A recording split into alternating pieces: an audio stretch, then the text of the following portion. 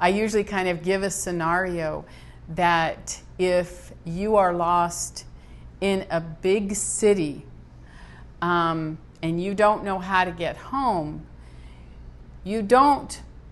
that person is not going to go around asking each person they meet, how did I get here? How did I get here? They're going to ask, how do I get home? And oftentimes, what I'll encounter is people asking, why am I like this? Why am I having this problem? How did I get to this point in my life? And truly, when we start to ask the right questions, it's actually when we can start to shift. Because I can answer those questions. I can talk about, okay, well, when you were 1, this happened, or when you were 2, that happened, and it triggered a chain of events that led you to where you are. But that's not going to help you figure out how to get out of it and how to actually change it.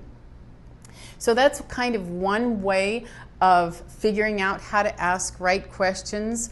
Another thing that happens, that occurs for me, is sometimes people will ask questions about an unrelated subject and kind of have an insistence about something that isn't really the core of their problem. Something as simple as, maybe someone has a clash with someone at work and they want to know, okay, how do I make that person change in order for me to get along with them, or how do I make them see my side? And instead, this clash might be out of a place of pain inside of them, and that might be the thing that needs to be dealt with. Not only that, but the question might be, how can I handle this clash better, versus how do I make another person change their behavior, Does that make sense? Sure. Where a lot of people do that. Yeah. Well, actually, I was going to ask you that, is how, like, when a person is obsessed with someone in their life, and they're always saying, that person did this, that person did this, that person bugged me this way, that person, how do you help them see another way to go? Okay, that's a good question. And of course, that depends a lot on the person, because everyone is in a different place and ready to hear a different level of information that will take them to their next level of evolving. So depending on who it is, I would just either suggest that we drop that subject completely and start working on just them, so that they can start to get a little bit of a foothold on who they are and where they're at, and some different ways to look at life.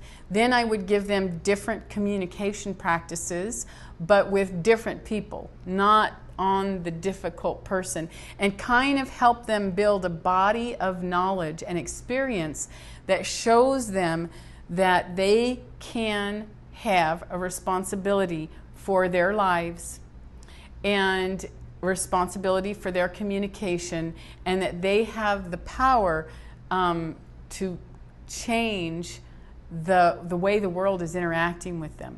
Then once they've kind of covered this ground, then it's easier to approach the person that they're blaming, because now they have tools and now they have some information that I've given them that blame doesn't work, and that being a victim doesn't work. That if we stay in the land of victim, we also become a bully, which is generally how we identify people that bother us, is by saying they're doing something wrong, they're doing something bad, they're bullying us in some way. And if we perceive the world that way, then we are also that. Generally I tell people that when somebody's being mean to you, it's because they're hurt somehow. That true meanness is provoked from fear and pain. So it doesn't make it right, but it's important to be able to see that in order to have a compassion, in order to be able to heal your relationships and reach out in a certain way.